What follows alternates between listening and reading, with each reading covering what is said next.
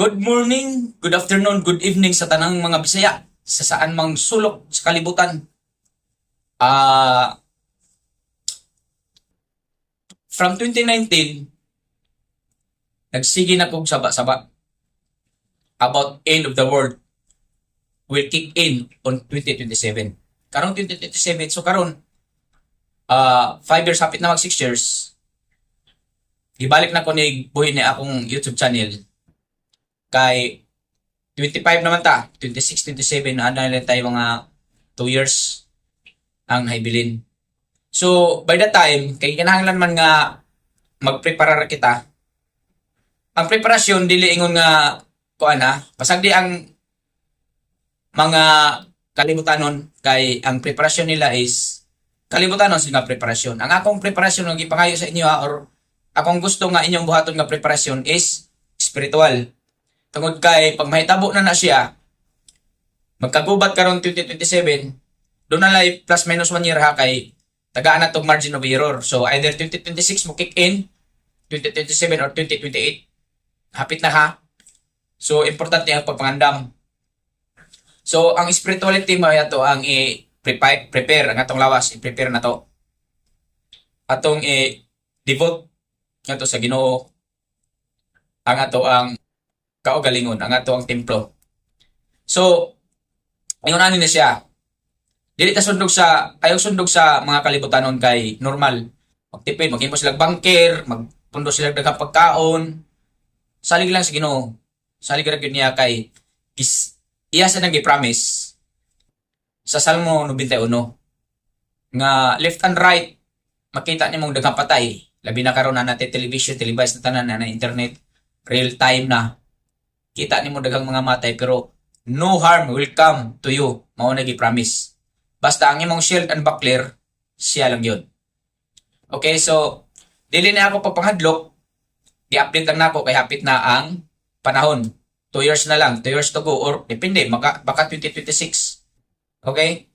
So gikinahanglan tanawa lang ninyo ang akong video. Buhat na ko 5 years ago, hapit na mag 6 years. Napo to siya ka episode kung ngano nga 2027 maoy ang start sa end of the world.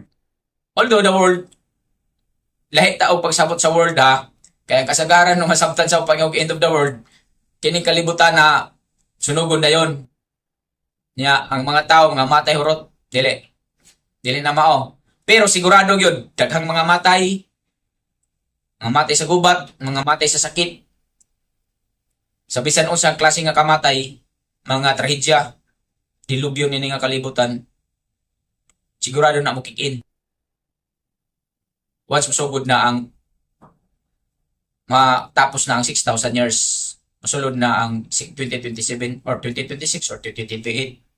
So, karon lang gani, og inyohang kitao ng internet, sa social media, kay dugay naman ko sige kuha na ni 2027. Minus ra kayo mi og gamay lang mi ang nagkuha na ng 2027. Pero sa ako og kitaon ninyo ang akong video og nganong 2027.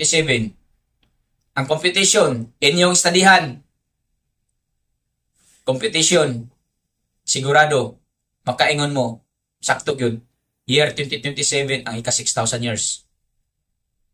Once 6,000 years mahuman na kay adun naman like 6 days kay ang mga paghitabo sa una good balik-balik ra mo na siya. Kay ang time na to God cycle man siya. Tagaan lang tag 7 days ka cycle. 6 days creation, 1 day Sabbath. 6 days creation, 1 day Sabbath. And then in the 8th day, mao na sa start of another day. Kay ang Ginoo ni na refresh na. So, panahon na siya kanang gitawag og end of the world. End sa atong panahon. So, lain-lain ang panahon. Sa sunod nga panahon, lahat na sa ito sila nga mga generation. Nga enhance na. Dili na parehas na to nga yabagon yun kaayo. So, sila naa nila ang Ginoo. Sila na imo pasanay ubalik sa mga katawan sa Dios. O ang katong mga kalibutan nun, hinahinay sa to silang ka-utang. Kaya na mo yung makasurvive. survival of the fittest bisan lang og mga kalibutan no nagapoy makasurvive sa ila. Pero importante gyud sa Ginoo ang iya nga mao'y makasurvive. So daghang test gikan karon pa lang gani grabe ng test sa atong faith. No? Kay tanawa lang dili ka mo patay kana kung 10 commandments good. Dapat sa puso na nimo dili na kay kore sa puso na personal man na. Love your neighbor.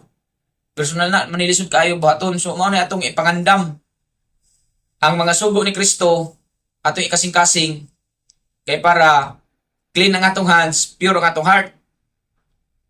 Once clean hands ka o pure heart ka, masudlan ka sa Ginoo, masudlan ka sa Espiritu Santo. So, ayaw ka hadlok kung ikaw anak ka sa Dios. Mahadlok ka kung anak ka lang sa tao. Kalibutanon ka lang. So, kini siya i-update din ako ha, dili na ingon nga babala lang ni, warning ni, dili ingon nga nang hadlok ko, pero sigurado gid ko tungod kay mao na siya ang tubag nga matud pa ni episode sa kay Barnabas, sa episode of Barnabas, aning 6,000 years, everything shall come to an end. Ug ako na siya gituohan. Okay? So, sa kantong nagduha-duha, tanawa ang akong napulok episode. Study. Kung maalam ka sa scripture, maalam ka sa Biblia, maalam ka sa kanang nakasulat. Pero kung dili kayo ka man maalam sa kasulat, importante ni kapoy mo kay na kuan mo pwede study nimo, duha na lang katuig. Ang imo na lang diha is pagpreparar. Ay diri mo to ka sa dili pagpreparar. Ang imong i-preparar ang imong heart. Kay always the heart yun. Ang Diyos, buta, bungol. Ang iyara makita nga itong heart. So, mao na diha nga ang imong preparasyon, ang imong heart. Ang imong heart, kay kinahalan na siya nga sa magbata no malis. Lisod man na kayo sa katanan, pero at least naapatay panahon nga magbagong buhay, may ilang gingong magbagong kinabuhi. So, pasabot magbagong kinabuhi, imong mga kinaiya nga mga bati kay kitang tanan na adyo tayo daghang mga bating kinaiya. Nya lisod kaayo, pero mao na diha nga kung kaya nimo nga isolate mo kagulon, i-isolate mo kagulon aron dili ka magkasala. Go to the wilderness kung gikinahanglan. So mao na nga preparasyon, spiritual ang atong preparasyon, dili siya literal na mao buhaton sa mga kay kining ilaha diri survival of the fittest ni kining mga kalibutanon. So kung ikaw anak ka sa Dios, isalig ka sa Ginoo, ang imuha da spiritual ang imong kuan. Sigurado gid ka nga buhion ka sa Ginoo, no harm will come to you. Mo na gingon sa Salmo 91. Mo na mahitabo beginning 2027. So para nako kanang mga tuiga magsugod ang World War 3. Ha? So either 2026, 27, 28 pinakakuanan ng 29. Naara gyud na diha sa tulo ka tuig. 2027 yun ang pinaka para sa ako. So, preparar, salig sa Ginoo, andaman imong lawas. Okay?